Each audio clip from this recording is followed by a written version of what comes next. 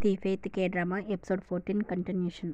ఇంకా జైలు నుంచి తప్పించుకున్న చాయంగ్ అలాగే యన్సు ఇద్దరు కలుసుకున్న తర్వాత వాళ్ళిద్దరూ అక్కడి నుంచి వెళ్ళిపోతారు. ఇంకా విషయం తెలుసుకున్న కిచులు అంటే చాయంగ్ జైలు నుంచి తప్పించుకున్నాడని అలాగే యన్సు కనపడడం లేదని తెలుసుకున్న కిచులు వాళ్ళిద్దరిని పట్టుకోవాలని తన మనుషుల్ని పంపిస్తాడు. ఇంకా కిచులు తన మనుషులతో ప్రతి వీధులు మూలలు వెతకండి, అలాగే తన ప్రైవేటు సైనికులందరినీ పంపించమని చెప్తాడు. అలాగే వాళ్ళిద్దరి బొమ్మలు గీసి ప్రతి చోట అతికించమని చెప్తాడు. ఈ విధంగా తన మనుషుల్ని అలాగే తన సైనికుల్ని ఈ చాయంగ్ ని అలాగే యన్సుని వెతకడానికి పంపిస్తాడు కిచులు. ఇంకా వాళ్ళని పంపించిన తర్వాత కిచులు డేకోంగ్ దగ్గరకు వచ్చి, ఏం చేసావు డేకోంగ్, నువ్వు నీతో చెప్పాను కదా ఆ హెవెన్ డాక్టర్ కి ఇచ్చిన బుక్కులని హెవెన్ కి ఎలా వెళ్లాలో రాసుంటుందని నేను చెప్పాను కదా, ఇప్పుడు చూడు ఆ చాయంగ్ అలాగే ఆ హెవెన్ డాక్టర్ ఆ హెవెన్ డోర్ కి వెళ్లే మార్గాన్ని కనుక్కొని హెవెన్ కి వెళ్ళిపోవడానికి ప్రయత్నిస్తున్నారు. లేదు లేదు అలా వెళ్ళమని ఆ రాజా చెప్పుంటాడు, వీళ్ళంతా కలిసి కట్టుగా హెవెన్ కి వెళ్లాలని చూస్తున్నారు అని కిచులు బాధపడతాడు. ఎందుకంటే కిచులు కోరికల్లా ఒకటే, అదేంటంటే తను కూడా హెవెన్ కి వెళ్లాలని. ఇంకా కిచులు వెంటనే డేకోంగ్ తో, ఇదిగో చూడు నువ్వు హెవెన్ డాక్టర్ తో పాటు కూర్చొని ఆ హెవెన్ కి వెళ్లే సీక్రెట్ ఏంటో కనుక్కుంటావనే కదా నీకు ఆ బుక్ ఇచ్చి పంపించింది, మరి ఇప్పుడు నువ్వేం చేసావు, ఆ హెవెన్ డాక్టర్ కి ఆ బుక్ నిచ్చేసి నువ్వు ఆడుతూ కూర్చున్నావా అని అరుస్తాడు. అందుకు డేకోంగ్ నవ్వి, అవును కిచులు నేను అక్కడికి వెళ్ళి ఆడాను అని అంటాడు. ఇంకప్పుడు కిచులు కోపంగా లేచి, అసలు ఎవరో కూడా నా బాధను అర్థం చేసుకోవడం లేదేంటి, హెవెన్ కి వెళ్తే మనకు కావాల్సిందంతా దొరుకుతుంది, కానీ ఇక్కడ మీరేమో రకరకాలుగా ఆలోచిస్తున్నారు, నువ్వేమో రాజు కావాలంటున్నావు, ఆ మంత్రులందరేమో మాకు మంచి రాజు కావాలని అంటున్నారు. సరే నేను ఇప్పుడే వెళ్ళి వాళ్ళు అనుకున్నట్లు కాకుండా నేను అనుకున్న రాజుగా నేను చేస్తాను అని అరుచుకుంటూ వెళ్తాడు కిచులు. ఇంకా తెల్లవారిన తర్వాత చాయంగ్ అలాగే యన్సు చాలా దూరంగా బయటకు వచ్చేస్తారు. ఇంక వాళ్ళు వస్తున్న దారిలో వాళ్ళని పట్టుకోవడానికి వస్తున్న సైనికులను చూసి వాళ్ళకి కనపడకుండా అక్కడక్కడ దాక్కుంటూ వస్తారు. ఎందుకంటే రాజ సైనికులు అలాగే కిచులు సైనికులు అందరూ కూడా వీళ్ళిద్దరిని వెతుకుతూ ఉంటారు. ఇదంతా చూసిన యన్సు, ఏంటి చాయంగ్, వీళ్ళంతా నిన్ను వెతుకుతున్నారా నన్ను వెతుకుతున్నారా, జైలు నుంచి తప్పించుకుంది నువ్వే కదా అని అంటుంది. అందుకు చాయంగ్, రాజ సైనికులతో పాటు ఆ కిచులు ప్రైవేట్ సైనికులు కూడా వెతుకుతున్నారంటే బహుశా వాళ్ళంతా నీ కోసమే వెతుకుతున్నారు అనుకుంటా హెవెన్ డాక్టర్ అని అంటాడు.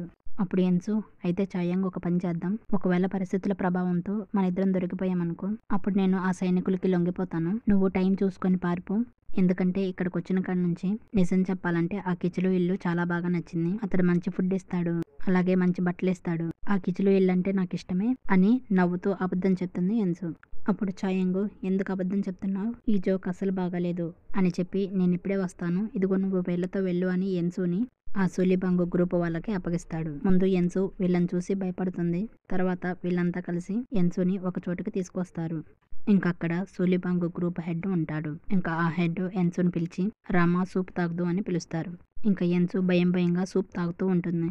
ఇంకా ఇంతలో చాయంగ్ అక్కడికి వస్తాడు. ఇంకా చాయంగ్ వాళ్ళతో అన్ని దారులు మూసేశారు, ఇంకిప్పుడు ఎటు వెళ్ళలేం అని అంటాడు. అప్పుడు సూలిబాంగ్ గ్రూప్ హెడ్, ఇదిగో చూడు చాయంగ్, ఇప్పుడు నువ్వు బయటకు వెళ్ళావంటే నీకేం ప్రాబ్లం ఉండదు, కానీ నువ్వు ఈ హెవెన్ డాక్టర్ ని తీసుకెళ్ళావంటే తన్ని తీసుకుని వెళ్ళిపోతారు అని అంటాడు.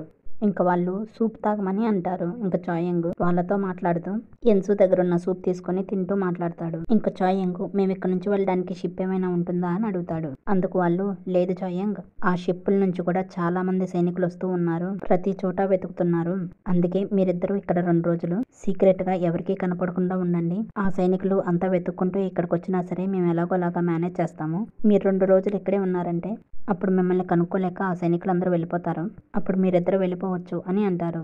అప్పుడు చాయంగ్, ఇప్పుడు అదే పని చేయాలి అని అంటాడు. ఇంకా యన్సుకి ఫుడ్ అంటే చాలా ఇష్టం కాబట్టి తనకివ్వకుండా అంతా తినేశాడని యన్సు చాయంగ్ అని అరుస్తుంది. ఇంకా చాయంగ్ తనకి ఫుడ్ తెప్పిస్తాను అని అంటాడు. ఇంకా ఆ సూలిబాంగ్ వాళ్ళు చాయంగ్ తో, ఇక్కడ సీక్రెట్ రూమ్ ఒకటే ఉంది చాయంగ్, కానీ మీరు ఎట్టి పరిస్థితుల్లోనూ బయటకు రాకూడదు అని అంటారు. ఇంకా చాయంగ్ సరే అని అంటాడు. ఇంకా వెంటనే చాయంగ్ మిగిలిన సూలిబాంగ్ గ్రూప్ వాళ్ళతో, ఇదిగో చూడండి, మీకు ఆ రాజ సలహాదారు తెలుసు కదా, అతన్ని ఫాలో అవుతూ ఉండండి, అతను ఎవరిని కలుస్తున్నాడు ఎవరితో మాట్లాడుతున్నాడో అంతా తెలుసుకోండి అని అంటాడు. అందుకు వాళ్ళు, కెప్టెన్ నువ్వు చెప్పినట్లే చేస్తాము, కానీ ఆ రాజ సలహాదారు ప్యాలెస్ లో ఉంటే ఫాలో అవ్వలేము, అతను ప్యాలెస్ బయటకు వచ్చినప్పుడు మాత్రమే ఫాలో అవ్వగలము అని చెప్తారు. అప్పుడు చాయంగ్, అయితే అతను బయటకు వచ్చినప్పుడే ఫాలో అవ్వండి అని చెప్తాడు. అప్పుడు సూలిబాంగ్ గ్రూప్ హెడ్, ఏంటి చాయంగ్, నువ్వు ఇంకా ఆ రాజు కోసం పనిచేస్తున్నావా, అతనే కదా నిన్ను జైల్లో పెట్టింది, నీకు శిక్ష కూడా వేసింది, మరిప్పటికీ నువ్వు అతన్ని నీ రాజుగా అనుకుంటున్నావా అని అంటారు.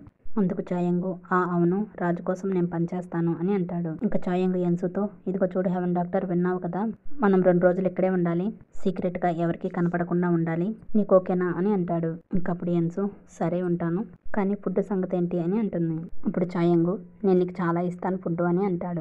అప్పుడు ఎన్సు, సరే అయితే ఉంటాను, కామ్గా ఉంటాను అని అంటుంది. ఇంకా నెక్స్ట్ ప్యాలెస్లో రాజ సలహాదారు వెళ్తున్నప్పుడు డేఖోంగ్ అక్కడ నుంచొని వెళ్తున్న రాజ సలహాదారుని పిలుస్తాడు. ఇంకా రాజ సలహాదారు ఏంటో చెప్పమన్నప్పుడు, నీకు గో ఆట ఆడడం వచ్చా, అయితే ఒకసారి ఆడదామా అని అంటాడు. ఆ విధంగా వాళ్ళిద్దరూ ఆట ఆడడానికి కూర్చుంటారు. ఇంకా సలహాదారు, నాకు ఆట ఆడడం రాదని చెప్పినా మీరు తీసుకొచ్చారు అంటే, అప్పుడు డేఖోంగు, ఆట ఎలా ఆడాలో నేను నేర్పిస్తాను అని ఆడిస్తూ ఉంటాడు.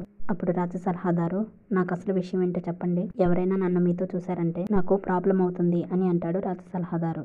అప్పుడు డేఖోంగు, ఇదిగో రాజ సలహాదారు, ఆ కిచ్లో ఉన్నాడు కదా, అతనికి ఇప్పుడు బాగా పిచ్చి పట్టింది, ఆ హెవెన్ డాక్టర్ని పట్టుకోవడానికి అతని దగ్గర ఉన్న సైన్యాన్ని మొత్తాన్ని పంపించేశాడు, ఇప్పుడు ఒక్కడే ఉన్నాడు, ఆ విషయం నీకు కూడా తెలుసు కదా, అయితే రాజ సలహాదారు నాకు ఒక విషయం చెప్పు, నువ్వు ఇప్పుడున్న రాజుకి 10 సంవత్సరాల నుంచి సేవ చేస్తున్నావు కదా, మరి అలాంటి నువ్వు ఎటువంటి గొప్ప స్థానంలో ఉండాలి, కానీ నువ్వు ఇంకా ఇంత చిన్న స్థానంలోనే ఉన్నావు, నీకెప్పుడు ఉన్నత స్థానానికి వెళ్ళాలని అనిపించలేదా, చెప్పు అని అంటాడు. అందుకు రాజు సలహాదారు, నాకు కూడా వెళ్ళాలనే ఉంది అని అంటాడు. అందుకు డేఖోంగు, అయితే నువ్వు ఆ కిచిలు ప్లేస్లోనికి రావచ్చు కదా, అతని మంత్రి పదవిలోనికి రావచ్చు కదా, నీకు కావాలంటే అతని స్థానాన్ని నేను నీకు ఇప్పిస్తాను, ఆ కిచిలు ఆస్తులు అలాగే అతని పవరు అన్నీ నీకు వచ్చేలా చేస్తాను, నీకు ఓకేనా అని అంటాడు. అందుకు రాజ సలహాదారు, నాకు ఇవన్నీ ఎందుకు ఇప్పించాలనుకుంటున్నావు, నీ సంగతి ఏంటి మరి అని అంటాడు. అందుకు డేఖోంగు, ఏముంది, నేను రాజు అవ్వబోతున్నాను అని అంటాడు. ఇది విని రాజ సలహాదారు షాక్ అయ్యి, ఏంటి, రాజు అవ్వాలనుకుంటున్నావా, అయితే ఇది పెద్ద అపరాధం కదా, నేను ఇప్పుడే వెళ్ళి అందరికీ చెప్పేస్తాను అని అంటాడు రాజ సలహాదారు.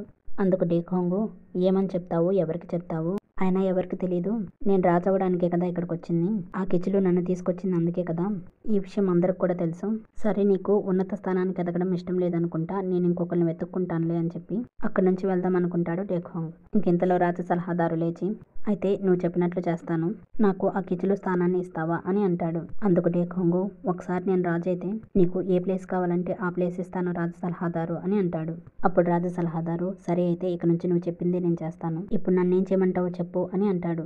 అందుకు డేఖోంగు, అయితే మొదట నువ్వు చేయాల్సిన పని ఏంటంటే, ఈ ప్యాలెస్లో చాయంగ్కు సంబంధించిన బంధువులు ఎవరో ఉన్నారంట కదా, వాళ్ళని నా దగ్గరికి తీసుకురా అని అంటాడు.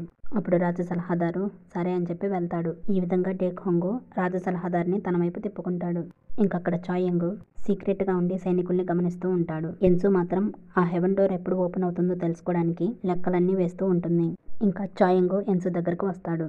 ఇంకా ఎన్సు ఆ ఫార్ములాస్ని కనుక్కోవడానికి ఆలోచించి తల పట్టుకొని కూర్చుంటుంది. ఎందుకంటే తనకి చైనీస్ రాదు, అక్కడున్న బుక్స్ అన్నీ చైనీస్ లాంగ్వేజ్లోనే ఉంటాయి.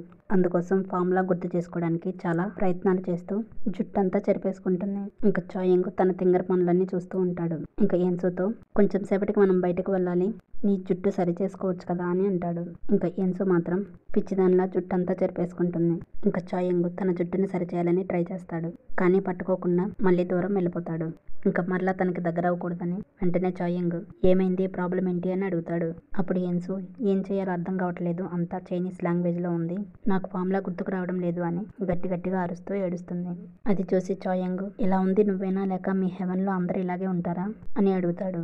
అప్పుడు ఎన్సు, నేనేం చేశాను అని అంటుంది. ఇంకా చాయంగు తన తింగర పనులకు నవ్వుకొని, ఏమీ లేదులే, నువ్వు త్వరగా కనుక్కొని నీ ప్రాబ్లమ్ని సాల్వ్ చేసుకో, అప్పుడు నువ్వు తొందరగా ఇంటికి వెళ్ళి హ్యాపీగా ఉండొచ్చు అని ఎన్సుతో చెప్పి పక్కకు వెళ్ళి బాధపడతాడు చాయంగ్. ఎందుకంటే ఎన్సు త్వరగా వెళ్ళిపోతుందని చాయంగ్కి చాలా బాధగా ఉంటుంది. ఇంకా ఎన్సు కూడా ఆలోచిస్తూ ఉంటుంది. ఇంకా అక్కడ కిచిలు ఇంటి దగ్గర కిచిలు ఫాస్ట్గా పరిగెత్తుకుంటూ వచ్చి తన వాళ్ళతో, ఏంటి మనం అన్ని దారులు మూసేశాం కదా, ఇంకా చాయంగు అలాగే హెవెన్ డాక్టర్ కనిపించలేదేంటి, మీరంతా ఏం చేస్తున్నారు అని అంటాడు. అప్పుడు సామ్హే, మేము అంతా వెతికాం కిచిలు, వాళ్ళు ఎక్కడా కనపడలేదంటే ఆ సూలిబాంగ్ గ్రూప్ వాళ్ళే దాచుంటారు, వాళ్ళని పట్టుకొని టార్చర్ చేస్తే వాళ్ళే నిజం చెప్తారు అని అంటుంది. అప్పుడు కిచిలు, అయితే ఆ పని చెయ్యి అని అంటాడు. ఇంకా కిచిలు వెంటనే, మనందరం ఇక్కడే ఉన్నాము, కానీ డేఖోంగ్ ఎక్కడా కనిపించట్లేదు, ఎక్కడికి వెళ్ళాడు అని అంటాడు. అప్పుడు వాళ్ళంతా, ఏమో మేము చూడలేదు అతన్ని రోజు అని అంటారు. ఇంతలో కిచిలు బ్రదర్ ఓన్ వచ్చి, అన్నయ్య ఈ డేఖోంగు ప్యాలెస్కి వెళ్ళాడంట, నాకు కూడా ఇప్పుడే సమాచారం వచ్చింది, పైగా అక్కడ మన గూఢాచారి వాళ్ళు ఎవరూ లేరు కాబట్టి అక్కడ ప్యాలెస్లో ఏం జరుగుతుందో తెలియడం లేదు అని అంటాడు. ఇంకా కిచిలు వెంటనే, డేఖోంగ్ ప్యాలెస్కి వెళ్ళాడా, ఎందుకు వెళ్ళాడు, మనకేం తెలియడం లేదే అని అంటాడు. ఇంకా కిచిలు బ్రదర్ మాత్రం, అన్నయ్య నేను ఒక కొత్త గూఢాచారిని పెడతానులే ప్యాలెస్లో అని అంటాడు. ఇంకా కిచిలు వెంటనే ఎంజాని, ఇదిగో చూడు ఎంజా, నువ్వు ఆ డేఖోంగ్ని ఫాలో అవుతూ ఉండు అని చెప్తాడు. అలా చెప్పిన తర్వాత కిచులు మరలా పక్కకు వచ్చి, అవును అసలు ఈ డేఖోంగ్ ఏం చేస్తున్నాడు, ఏం ప్లాన్ చేస్తున్నాడు, నేను గాని పొరపాటున ఆ కుందేల్ లాంటి రాజును చంపడానికి ఈ డేఖోంగ్ లాంటి టైగర్ని తీసుకొచ్చానా ఏంటి, అసలు ఏం జరగబోతుంది అని అనుకుంటాడు. ఇంకా నైట్ అవుతుంది. నైట్ టైము ఎన్సు స్నానం చేస్తూ ఉంటే బయట చాయంగ్ కాపలా కాస్తూ ఉంటాడు. తర్వాత చాయంగ్ ఎన్సు రూమ్ చూపించడానికి తనని తీసుకుని వెళ్తాడు. ఇంకా ఉన్న ఒక చిన్న రూమ్ ని ఎన్సుకి చూపిస్తూ ఉన్నప్పుడు సడన్ గా వాళ్ళిద్దరూ కిస్ పెట్టుకునేంత దగ్గరగా వచ్చేస్తారు. ఆ విధంగా వాళ్ళిద్దరు దగ్గర అవుతారు. ఇంకా మరలా వెంటనే చాయంగు నువ్వు ఇక్కడ నిద్రపో, నేను బయటకు వెళ్తాను అని ఎన్సు రూమ్ బయటకు వెళ్ళి రూమ్ బయట కూర్చొని కాపలా కాస్తూ ఉంటాడు. ఇంకా ఎన్సు రూమ్ లోపల ఉండి బయట ఉన్న చాయంగ్ తో మాట్లాడుతూ ఉంటుంది. ఇంకా ఎన్సు చాయంగ్ బయట ఉన్నావా అని అడుగుతుంది. అందుకు చాయంగ్ నువ్వు ఇంకా పడుకోలేదా, త్వరగా పడుకో అని అంటాడు.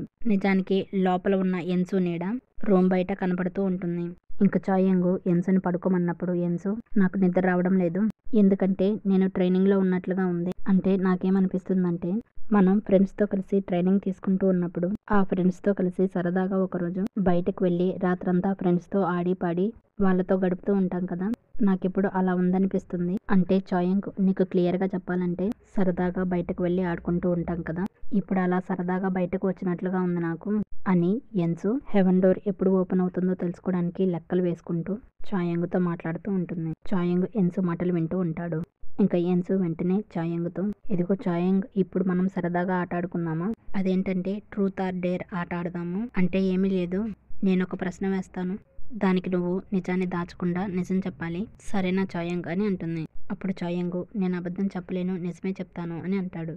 అప్పుడు ఎన్సు అయితే నా ప్రశ్న విను చాయంగ్, అదేంటంటే ఇప్పుడు నేను ఈ బుక్లో హెవెన్ డోర్ ఎప్పుడు ఓపెన్ అవుతుందో తెలుసుకున్నాను అనుకో, ఆ రోజున నేను వెళ్ళి హెవెన్ డోర్ దగ్గర నిలబడితే అనుకున్నట్టుగా ఆ రోజు డోర్ ఓపెన్ అయిందనుకో, అప్పుడు నేను వెళ్ళిపోతాను. మరి ఒకవేళ నేను వెళ్ళిపోయాను అనుకో, అప్పుడు ఈ మంచి డాక్టర్నైనా నేను వెళ్ళిపోయినందుకు నువ్వు హ్యాపీగా ఫీల్ అవుతావా, ఎందుకంటే నువ్వు ఈసారి ఏదైనా యుద్ధం చేసి గాయాలతో ఇంటికి వచ్చినప్పుడు ఆ గాయాలకి మందు వేయడానికి నేను ఉండను కదా, మరి అలాంటప్పుడు నువ్వు బాధపడతావా నేను లేనని, నిజం చెప్పు చాయంగ్ అని అంటుంది. అప్పుడు చాయంగ్ తన మనసులో మాట చెప్తాడు, అవును నేను చాలా బాధపడతాను, నువ్వు వెళ్ళిపోతే నేను సంతోషంగా ఉండను అని అంటాడు. అప్పుడు ఎన్సు అవును చాయంగ్ నాకు తెలుసా విషయం, నేను కూడా అంతే, నేను కూడా తిరిగి మా ఇంటికి వెళ్ళిపోయానంటే మిమ్మల్ని అందరినీ చాలా మిస్ అవుతాను, రాజుని రాణిని అలాగే డాక్టర్ జాంగ్బిన్ని అలాగే నీ సైనికుల్ని అలాగే నిన్నెంతగానో మిస్ అవుతాను అని చాలా బాధపడుతూ చెప్తుంది ఎన్సు. ఇదంతా నాకు ఒక కలలాగా ఉంది అని చెప్తూ ఉంటుంది ఎన్సు. ఇంకా చాయంగు ఎన్సు నీడను చూసి చాలా బాధపడుతూ ఎన్సు ఫేస్ను పట్టుకుంటాడు. ఇంకా ఎన్సు వెంటనే నీ సంగతి చెప్పు చాయంగు, నన్ను ఏమైనా ప్రశ్నలు అడగాలనుకుంటున్నావా అని అంటుంది. అప్పుడు చాయంగు బాధపడుతూనే లేదు, నీ గురించి నాకు ఎక్కువగా తెలుసు అని అంటాడు. ఆ విధంగా వాళ్ళిద్దరూ ఒకరి గురించి ఒకరు బాధపడుతూ కూర్చుంటారు. ఇంకా నెక్స్ట్ సీన్లో లేడీ చాయి ఏంటి డేఖోంగ్ గారు నన్ను రమ్మన్నారంట అని డేఖోంగ్ దగ్గరకు వస్తుంది. అప్పుడు డేఖోంగ్ నువ్వేనా చాయంగ్ అత్తవి, నీకు ప్యాలెస్ బయట జరిగేది అలాగే లోపల జరిగేది అంతా తెలుస్తుందంట కదా, అదంతా నిజమేనా అని అంటాడు. అందుకు లేడీ చాయి లేదండి నాకేం తెలీదు, ఇక్కడ ప్యాలెస్లో ఉండే వాళ్ళంతా ఏవేవో పుకార్లు చెప్తూ ఉంటారు, అవన్నీ నమ్మకండి అని అంటుంది. అప్పుడు డేఖోంగ్ సరే కానీ మిమ్మల్ని ఎందుకు పిలిచానంటే ఇదిగో చూడండి ఇక్కడ పేపర్లు ఉన్నాయి కదా, వీటిలో ఉన్నది ఒకసారి చదవండి అని అంటాడు. అప్పుడు లేడీ చాయి సరే చదువుతాను ఉండండి అని ఆ పేపర్లు పట్టుకుని ఒక్కొక్క దాన్ని తీయడానికి ప్రయత్నిస్తుంది.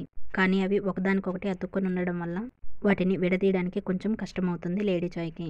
అప్పుడు డేఖోంగ్ ఇదిగో చూడండి లేడీ చాయ్, ఈ పేపర్లు విడగొట్టడానికి కొంచెం కష్టంగా ఉంది కదా, అందుకే ఈ పేపర్లని ఎవరు ఉపయోగించినా వీటిని తీయాలంటే కాస్త చేతులకు ఉమ్ము రాసుకొని ఈ మూలను పట్టుకొని ఈ పేపర్లను తీస్తే అప్పుడు ఈజీగా ఈ పేపర్లు విడిపోయి చేతికి వస్తాయి అని అంటాడు. అందుకు లేడీ చాయి సరే అయితే ఇప్పుడు నన్ను అలా తీయమంటారా అని అంటుంది. అప్పుడు డేఖోంగ్ కాదు నేను చెప్పేది విను, ఇప్పుడు ఈ పేపర్లను తిప్పడానికి ఎవరైనా ఉమ్ము రాసుకుంటూ ఈ మూలను పట్టుకున్నారనుకో, మరి ఎవరైనా ఈ పేపర్ మూల చివర్లో విషాన్ని రాశారనుకో, అప్పుడు ఈ పేపర్లు ఉపయోగించే వాళ్ళ శరీరంలోనికి ఉమ్ము ద్వారా ఈ పేపర్ల చివరన్న విషం లోపలికి వెళ్తుంది కదా అని అంటాడు.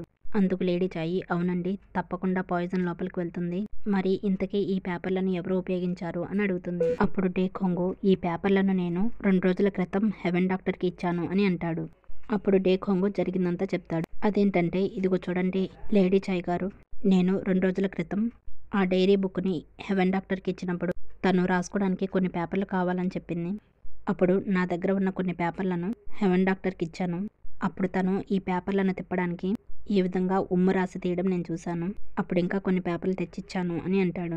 అందుకు లేడీ చాయి, అయితే డేఖోంగ్ గారు మీరిచ్చిన పేపర్లకు విషం రాసి ఉందా అని అంటుంది. అప్పుడు డేఖోంగ్ నవ్వుతూ, రాశాను. నేనే ఆ పేపర్లకు విషాన్ని రాశాను. ఆ విషయం ఎలాంటిదంటే దానికి కలర్ ఉండదు, వాసన ఉండదు. అందుకే దాన్ని ఎవరు గుర్తుపట్టలేరు. నిజానికి నేను ఆ విషయాన్ని ఒక ఫారినర్ దగ్గర నుంచి తీసుకున్నాను. ఎందుకంటే ఈ విషయం నాకు బాగా నచ్చింది.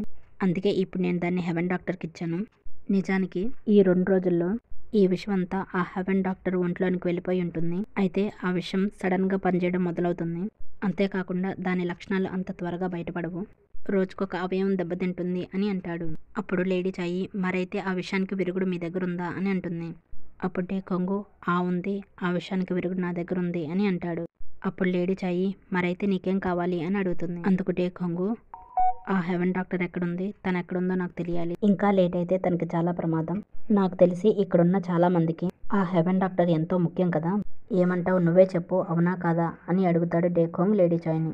అనుకున్నట్లుగానే అక్కడ ఎన్సు దగ్గర, ఎన్సు రూమ్ బయట చాయంగ్ కూర్చొని నిద్రపోతూ ఉన్నప్పుడు చాయంగ్కి లోపల నుంచి మూలుగుడు వినపడుతూ ఉంటుంది. అప్పుడు చాయంగ్ హెవెన్ డాక్టర్ అని పిలుస్తాడు. కానీ ఎన్సు పలకదు. అప్పుడు చాయంగ్ లోపలికి వెళ్తాడు. ఎన్సు పడుకొని లేవలేకుండా మూలుగుతూ పడుకొని ఉంటుంది. ఇంకా చాయంగ్ ఎన్సుని లేపుతూ గట్టిగా హెవెన్ డాక్టర్ అని పిలుస్తూ ఉంటాడు. అప్పుడు చాయంగ్ ఎంత పిలిచినా లేకపోవడంతో తనని లేపడానికి ప్రయత్నిస్తాడు. అప్పుడు ఎన్సు ముఖం నిండా చెమటలు పట్టి ఉండడం, అలాగే తను మూలుగుతూ ఉండడం చూస్తాడు చాయంగ్. ఇంక వెంటనే షాక్ అయ్యి ఎన్సుని లేపుతాడు. అప్పుడు ఎన్సు స్పృహ లేకుండా చాయంగ్ చేతిలో పడిపోతుంది. ఇంకా చాయంగ్ టెన్షన్ పడుతూ ఉంటాడు. దీంతో ఎపిసోడ్ 14 అయిపోతుంది.